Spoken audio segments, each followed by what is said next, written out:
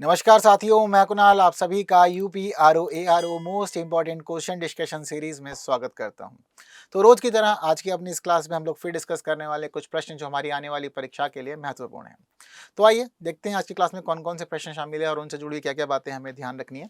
तो आज की क्लास का हमारा जो पहला प्रश्न है वो है अंकोर वाट मंदिर के संदर्भ में निम्नलिखित कथनों पर विचार कीजिए। 3 स्टेटमेंट दिए हुए हैं अंकोर वाट मंदिर के यहाँ पे। तो पहला स्टेटमेंट है, इसका निर्माण सूर्यवर्मन द्वितीय द्वारा कराया गया। मंदिर की दीवारों पर रामायण का अंकन मिलता है। यह मंदिर भगवान शिव को समर्पित है। अब ये 3 स्टेटमेंट हमें देखना है कि कौन सा से सही है या है। तो जैसे कि पहला स्टेटमेंट है, क्या इसका निर्माण सूर्यवर्मन द्वितीय द्वारा कराया गया था? ये सोचने वाली बात है। क्या निर्माण इसका हुआ था सूर्यवर्मन के द्वारा या फिर नहीं हुआ था? तो देखिए ये वाली बात बिल्कुल ठीक है। ठीक है, क्योंकि 12वीं शताब्दी के अंदर सूर्यवर्मन द्वितीय के द्वारा भारतीय शैली में कंबोज या कंबोडिया में इसका निर्माण करवाया गया था। ठीक, तो स्टेटमेंट ठीक है। अब देखने वाली बात यह है कि क्या रामायण का अंकन है इसके ऊपर। ठीक है, तो देखिए ये जो मंदिर है इस मामले में खास है क्योंकि इसके ऊपर रामायण की संपूर्ण कथा आपको अंकित मिल जाएगी। ये वाली बात भी ठीक है। अब क्या ये मंदिर भगवान शिव को समर्पित है? तो जी बिल्कुल भी नहीं, क्योंकि ये भगवान शिव को नहीं, दरअसल ये भगवान विष्णु को समर्पित है। ठीक है, तो इसीलिए यहाँ पर हम लोग देखते हैं कि विष्णु जी से जुड़ी हुई सभी चीजें देखने को मिलती हैं कि शिव जी से, इसलिए स्टेटमेंट जो है गलत हो जाएगा। तो पहला और दूसरा स्टेटमेंट ही ठीक है, यानी कि ए हो जाएगा हमारे प्रश्न का उत्तर। क्लियर है बात सभी लोगों को? चलिए, तो इसी के साथ बढ़ते हैं आगे। अगला प्रश्न देखते हैं क्या कह रहा है। तो अगला प्रश्न कह रहा है कि 4 युग्मों में से कितने सही सुमेलित हैं, हमसे ये पूछ रहा है। एक तरफ शिलालेख है, दूसरी तरफ अवस्थिति है। तो सही सुमेलित पूछा है तो कालसी के लिए रखा उत्तराखंड, सोपारा के लिए रखा महाराष्ट्र, गुर्जरा के लिए मध्य प्रदेश और मास्की के लिए कर्नाटक। ठीक है, तो देखिए अलग अलग शिलालेख हैं, जैसे कि कालसी है तो ये कहाँ पर है? देहरादून में है। देहरादून कहाँ है? उत्तराखंड में है, तो बात तो ठीक है।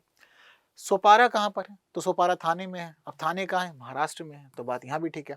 गुर्जरा कहाँ है? तो देखिए गुर्जरा जो है ये दतिया जिले में है, जो कहाँ है? मध्य प्रदेश के अंदर। मास्की कहाँ पर है? तो देखिए मास्की जो है ये रायचूर जिले में है, और रायचूर कहाँ है? कर्नाटक में। यानी कि चारों ही सही सुमेलित हैं, इसलिए प्रश्न का उत्तर क्या हो जाएगा? बी हो जाएगा हमारे लिए प्रश्न का सही उत्तर। ठीक, क्लियर, कोई परेशानी वाली बात तो नहीं। चलिए, और भी शिलालेख हैं, पढ़ सकते हैं इनको भी, है ना। अगला प्रश्न देखते हैं। कह रहा है कि निम्नलिखित में से किस वेद में सभा और समिति को प्रजापति की 2 पुत्रियां कहा गया है?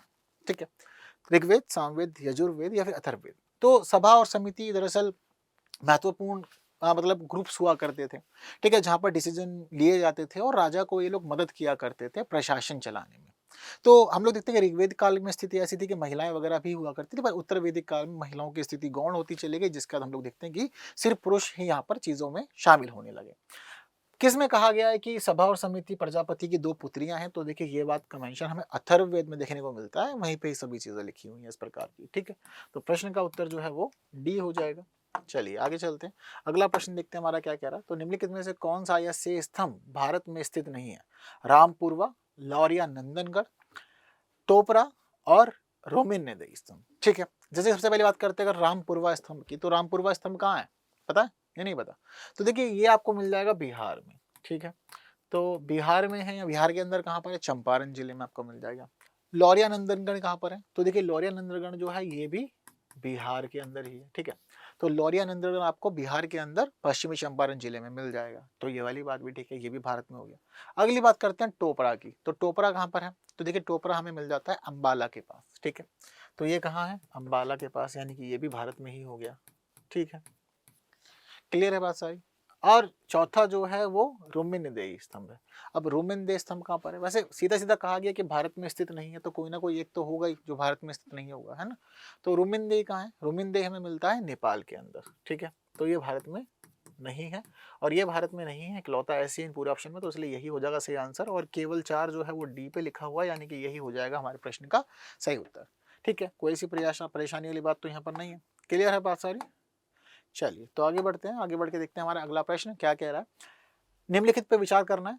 बुद्ध में देवत्व रोपण, बोधिसत्व के पथ पर चलना, मूर्ति उपासना तथा अनुष्ठान, महायान बौद्ध मत से संबंधित कौन सी विशेषताएं हैं, हमें ये बतानी है। तो देखिए महायान जो अपने आप को महान वाहन के रूप में प्रतिस्थापित करते हैं, ये गौतम बुद्ध को ईश्वर के ही समान मानते हैं। दरअसल महायान जो है वो कहते हैं कि गौतम बुद्ध ईश्वर है।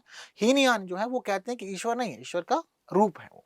ठीक है, तो यही स्थिति है। तो उसमें चलता है मूर्ति पूजा वगैरह चलन इसमें बहुत ज्यादा हो जाता है। हीनयान लोग इस प्रकार की चीजों में विश्वास नहीं करते। ठीक है, वो थोड़ा सा ईश्वर का रूप नहीं मानते, थोड़ी प्रथाएं उनकी अलग चलती है, यह सब कुछ हम लोग देखते हैं। तो अब जैसे कि ईश्वर के रूप में मानते हैं आप लोग, तो मतलब क्या है, देवत्र रोपण, तो बुद्ध में देवत्व रोपण मानेंगे महायान वाले। बोधिसत्व के पथ पर चलना, ठीक है, तो बुद्ध मुख्य हैं, बाद में बोधिसत्व हुए, तो यहाँ पर भी माना जाता है कि ठीक है, बोधिसत्व जो भी पथ बताएंगे उस पर चलना जरूरी है, ठीक है। इसके अलावा मूर्ति उपासना तथा अनुष्ठान, तो आपको बता चुका हूँ कि महायान मूर्तियों में ज्यादा विश्वास करते थे, मूर्तियों के पीछे चलते थे। हीनयान ध्यान लगाने वाली व्यवस्था चलते थे, तो हीनयान जो है वो मुख्य रूप से वही सिद्धांत पालन करते रहे जो गौतम बुद्ध ने स्थापित किए थे। महायान ने खुद को थोड़ा सा बदल लिया था।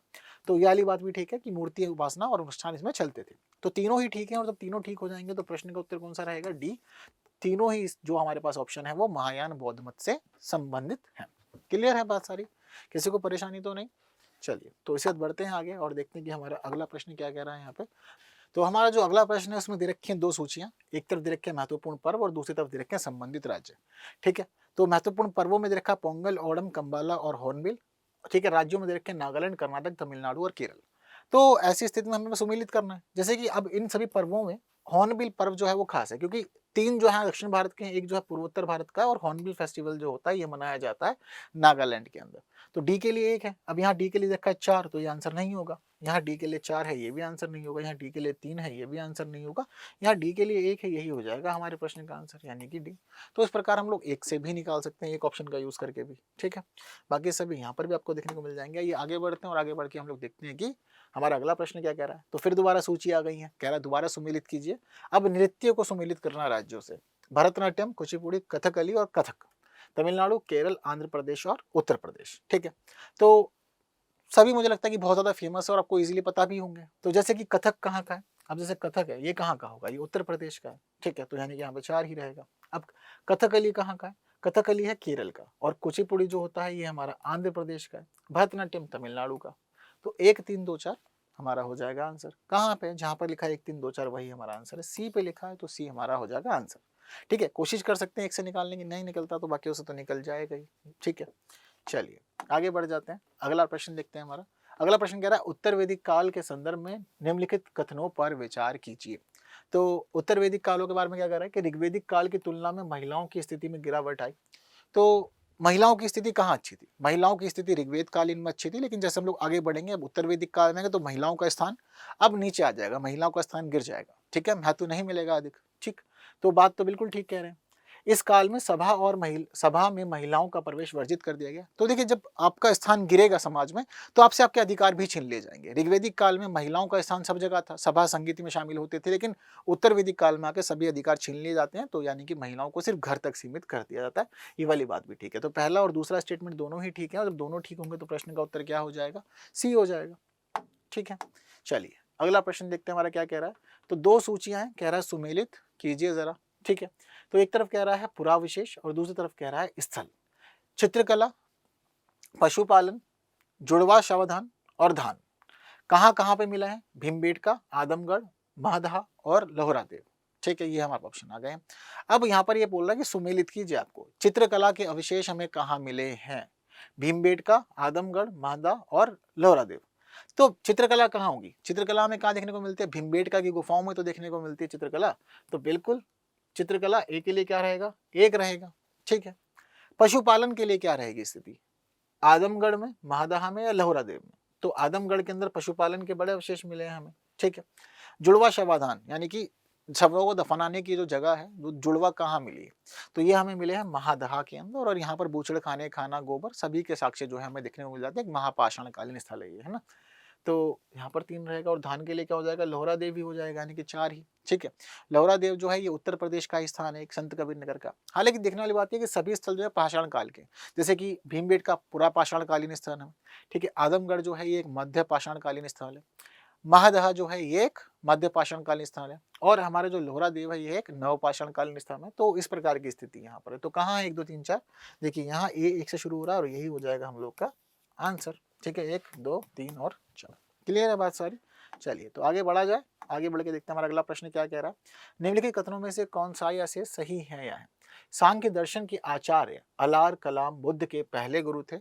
अलार कलाम का संबंध केशुपत्त के कलाम गणराज्य से था, ठीक है। तो देखिए अलार कलाम की बात हो रखी है, तो अलार कलाम सांख्य दर्शन के प्रमुख आचार्य रहे। इनका संबंध केशपुत्र नामक गणराज्य से था, ठीक है। तो केशपुत्र के कलाम गणराज्य से था। तो केशपुत गणराज्य की बात आपको दिख ही रही है यहाँ पर, तो बात जो है वो बिल्कुल ठीक है।